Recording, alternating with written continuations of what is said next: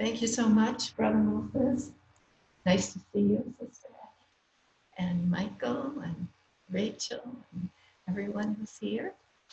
Um, Today, we're going to talk about, instead of a food that's so good for us, we're going to talk about a vitamin D.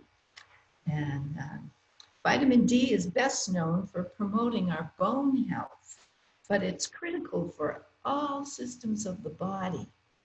And so I thought it would behoove us to take a closer look at that today.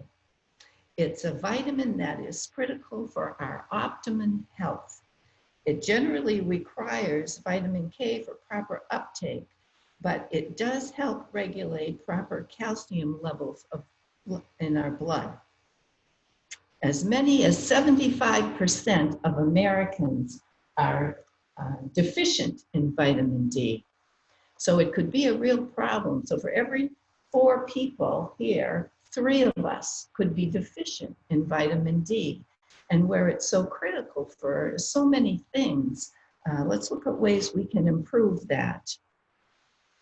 The former head of the CDC has publicly highlighted studies that indicate that high levels of vitamin D can inhibit hyperimmune responses, or the cytokine storms that they talk about, that are the main cause of serious illness in the COVID-19.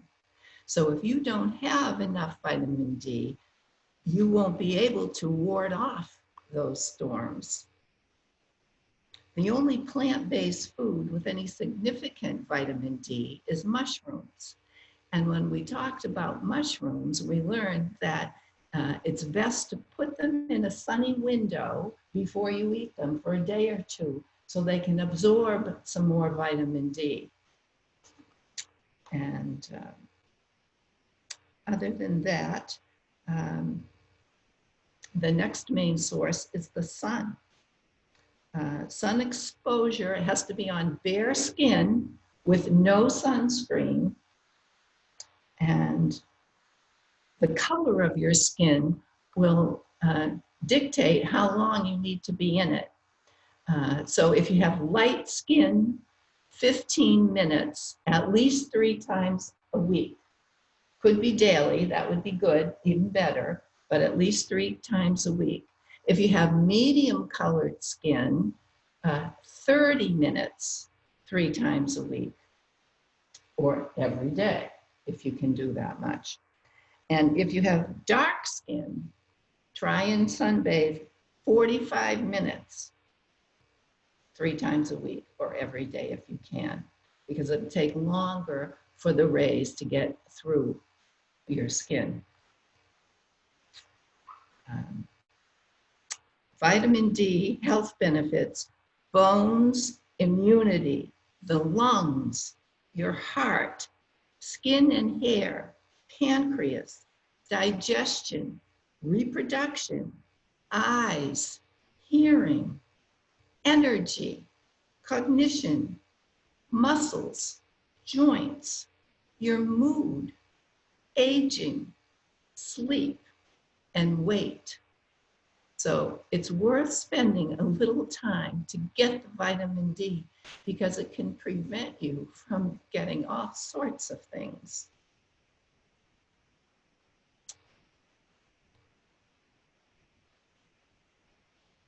Okay, there's one other thing here I want to mention.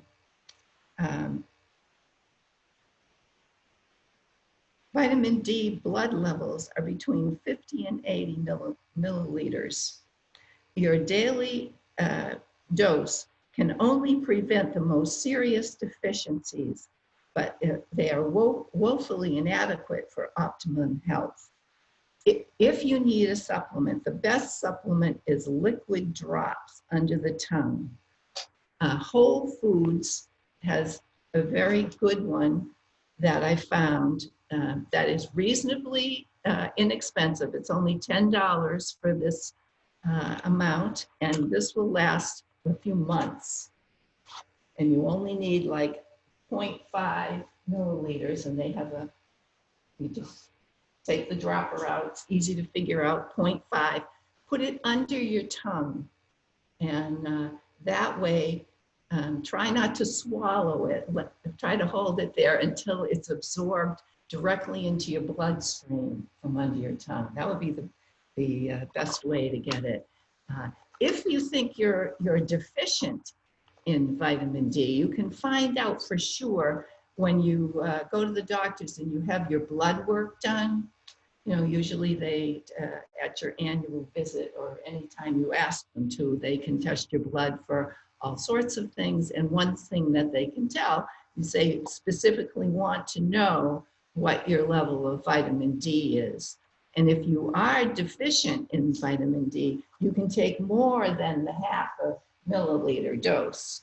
You know, you can take as much as a full eyedropper for a time and then go and be retested to see if you're at level, and then you can go back to just the small dose. So take care of yourself with vitamin D, and God bless you all. That's your health nugget for today.